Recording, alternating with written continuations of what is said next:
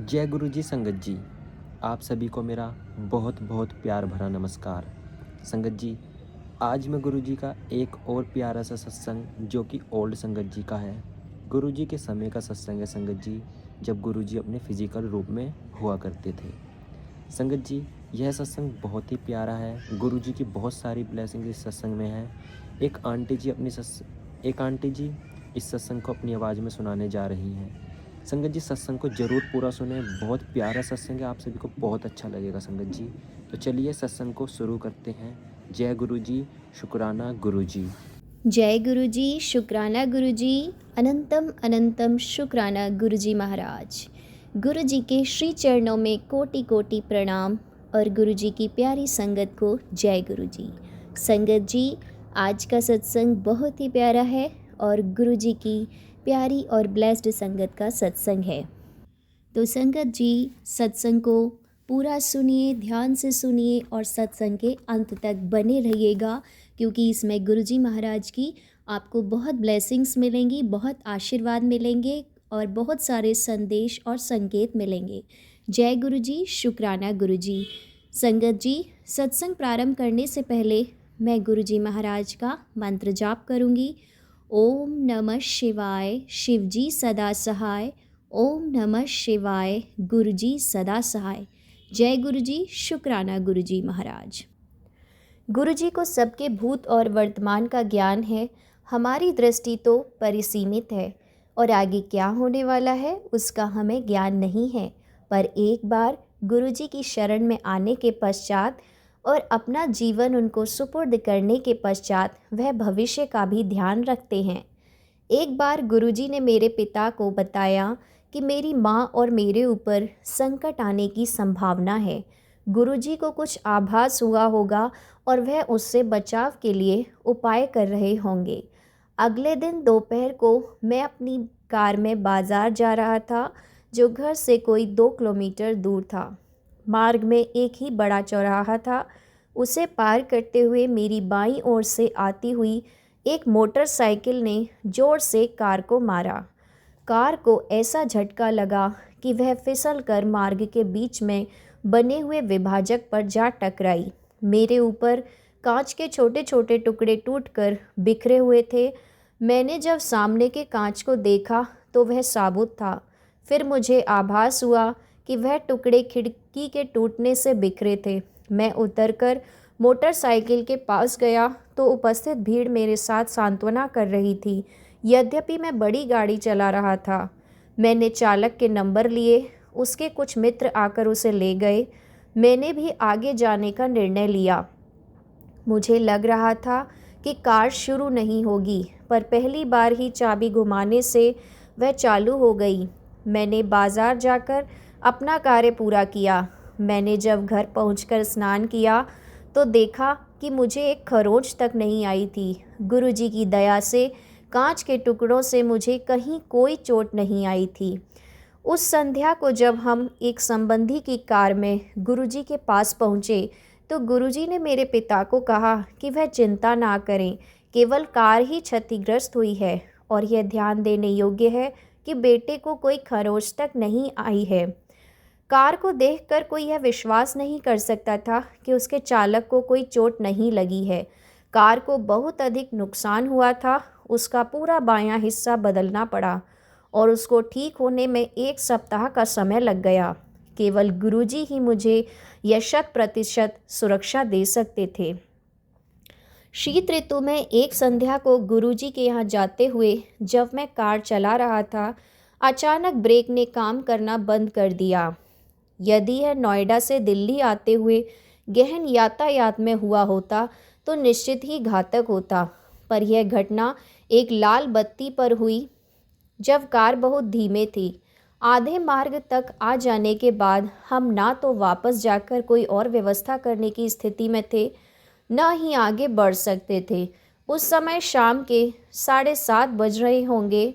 अंधेरा हो गया था और ठंडा मौसम होने के कारण किसी मैकेनिक के मिलने की आशा भी बहुत कम थी। परंतु हमें एक मिस्त्री मिल गया जो घर जाने वाला था और उसने सहायता भी करी। कार की बैटरी से बत्ती लगाकर वह कोई आधा घंटे तक दोष ढूंढने का बेफल प्रयास करता रहा। अंत में मेरी बहन आरती ने गुरुजी से विनती करी जिससे हमें उनके दर्शन में और देर नहीं हो। ठीक उसी समय कार के दोष का पता लग गया। शीघ्र ही कार ठीक हो गई और हम गुरुजी के दर्शन की राह पर चल पड़े। जब हम गुरुजी के दर्शन के लिए जाने लगे थे तो मैं कार चलाना सीख रहा था, पर कभी भी नोएडा की सीमा को पार नहीं किया था। अतः मेरे पिता दोनों दिशाओं में कार चलाते थे। यह नोएडा और दिल्ली के यातायात में एक दिशा में 20 किलोमीटर से अधिक का मार्ग था। उनको एक बार कार्यवश चंडीगढ़ जाना पड़ा और हमारे पास उनके वापस आने तक गुरुजी के पास जाने का कोई विकल्प नहीं था। मैं हिचक रहा था, पर माँ और बहन के प्रोत्साहन पर जब मैंने पिता से अगले दिन गुरुजी के पास कार में जाने की आज्ञा मांगी तो उन्होंने तुरंत हामी भर दी। अगले दिन जब मैं माँ और बहन के साथ कार निकाल रहा था तो हमें जहाँ बहन बैठी हुई थी अचानक गुरुजी की उपस्थिति की सुगंध आई। उस दिन जब तक मैं कार चलाता रहा गुरुजी की उपस्थिति बनी रही। लौटते हुए भी यही रहा। जैसे ही कार को घर पर खड़ा किया उनकी सुगंध लुप्त हो गई। गुरुजी अपने भक्तों का इतना ध्यान रखते हैं। उनके पास जाते हुए उनकी उपस्थिति न केवल उनकी दया और स्नेह के सूचक थे, उन्होंने हमारी रक्षा भी की और मेरा उत्साहवर्धन भी किया। जय गुरुजी, शुक्राना गुरुजी। संगत जी, अगला सत्संग है मेरे पिता और भांजी पर गुरुजी की कृपा। मेरी 2 बहनें हैं और मेरी बड़ी बहन जो सिंगापुर में रहती है गुरुजी की भक्त है, पर मेरी दूसरी बहन जो जयपुर में रहती है वो अभी तक गुरुजी के पास नहीं गई थी। एक बार वो हमारे पास दिल्ली आई, इस बात से बहुत परेशान कि उसकी सबसे बड़ी बेटी पूजा को टखने में मोच आई थी। उसके एक्सरे में कुछ गड़बड़ लग रही थी जो किसी उत्पत्ति की ओर इशारा कर रही थी। चिकित्सकों को लग रहा था कि यह कैंसर हो सकता था, इसलिए इसकी पूरी तरह से जांच होनी ज़रूरी थी। मेरी बहन का दिल्ली आने के पीछे यही कारण था। हमने तुरंत उसे गुरुजी के पास चलने के लिए कहा। वह मान गई, पर उसने हमें गुरुजी को कुछ भी बताने से मना किया क्योंकि वह नहीं चाहती थी कि पूजा को इस बात का पता चले। अवश्य वो गुरुजी को परखना भी चाहती थी कि उनको इस बात का पता चलता है या नहीं। मंदिर जाने से पहले मेरे पति, जो पूजा को अपनी बेटी मानते थे, ने गुरुजी की तस्वीर के आगे जोत जलाई और उन्हें पूजा को ठीक करने के लिए कहा। शाम को जब हम गुरुजी के मंदिर गए और मैं पूजा का नाम लेने ही वाली थी तो गुरुजी बोले, इसका कल्याण हो चुका है। फिर मेरी बहन की ओर देखकर गुरुजी बोले, तू तो लेट्स ट्राई करने आई है ना, तू तो मुझे परखने आई है ना। इस तरह गुरुजी ने हमें यह प्रकट कर दिया कि उन्होंने पूजा के लिए मेरे पति की प्रार्थना पहले ही सुन ली थी और वह जानते थे कि शुरू में मेरी बहन की भावना उनके लिए क्या थी। निसंदेह अगले दिन चिकित्सकों ने मेरी बहन से कहा कि वह टखना ठीक हो जाएगा और एक्सरे पर छाया पड़ जाने से चिकित्सकों को भ्रम हो गया था। बेशक हम यह जानते थे कि गुरुजी ने ही यह सब कुछ किया था। इसी तरह मेरे पिता का भी गुरुजी के आशीर्वाद से उपचार हुआ। हम सरिता विहार में रहते हैं और मेरे माता पिता नोएडा में। एक सुबह 6 बजे हमें नोएडा से संदेश आया कि मेरे पिता ठीक नहीं थे। मेरे पति फटाफट नोएडा गए। मैं घर पर ही रही क्योंकि बच्चे सो रहे थे। वहां पहुंचने पर पता चला कि मेरे पिता को मल के साथ रक्त आ रहा था और उन्हें उल्टियां भी हो रही थीं। हमने अस्पताल में फ़ोन किया तो चिकित्सकों ने उन्हें तुरंत ही लेकर आने को कहा। हमारे यहाँ कोई भी फ़ोन काम नहीं कर रहा था, इस कारण मेरे पति मुझसे संपर्क नहीं कर पाए और वह मुझे लेने के लिए घर आए। मैं समझ गई कि कुछ तो गड़बड़ थी क्योंकि उन्होंने मुझे बस जल्दी से चलने को कहा। मेरे ससुर जी की मृत्यु पेप्टिक अल्सर के फट जाने की वजह से हुई थी और मेरे पिता के सभी लक्षण भी उसी ओर इशारा कर रहे थे। हमने फिर गुरुजी की तस्वीर के आगे जोत जलाई और उनसे प्रार्थना की। जैसे ही हमने जोत जलाई उसी क्षण मेरे पिता की हालत में सुधार आने लगा। मेरे पति उन्हें अस्पताल ले गए और यद्यपि उनके लिए स्ट्रेचर का बंदोबस्त किया गया, मेरे पिता चलना चाहते थे।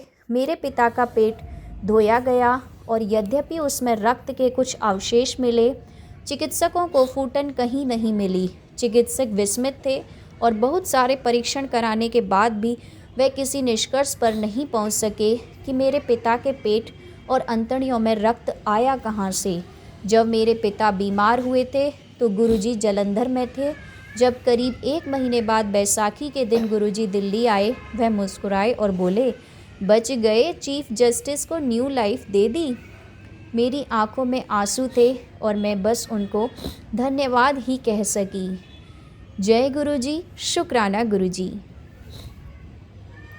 संगत जी, हमारे गुरुपा कितने प्यारे हैं। वो सभी हमारी अपनी संगत का पूरा ध्यान रखते हैं, इतना स्नेह करते हैं कि वो अपनी संगत के लिए कुछ भी कर सकते हैं। सिर्फ उनको मानना ही है। बस हमारे गुरुपा को शुक्राना चाहिए और उनको मानना है।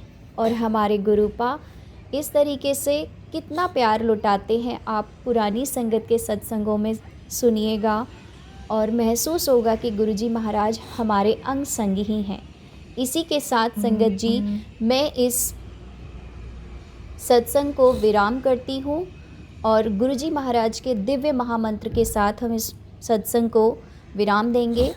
ओम नमः शिवाय, शिवजी सदा सहाय। ओम नमः शिवाय, गुरुजी सदा सहाय। जय गुरुजी, शुक्राना गुरुजी। तो संगत जी, आप सभी को ये सत्संग कैसा लगा आप ज़रूर कमेंट में बताना और कमेंट में जय गुरुजी ज़रूर लिखना।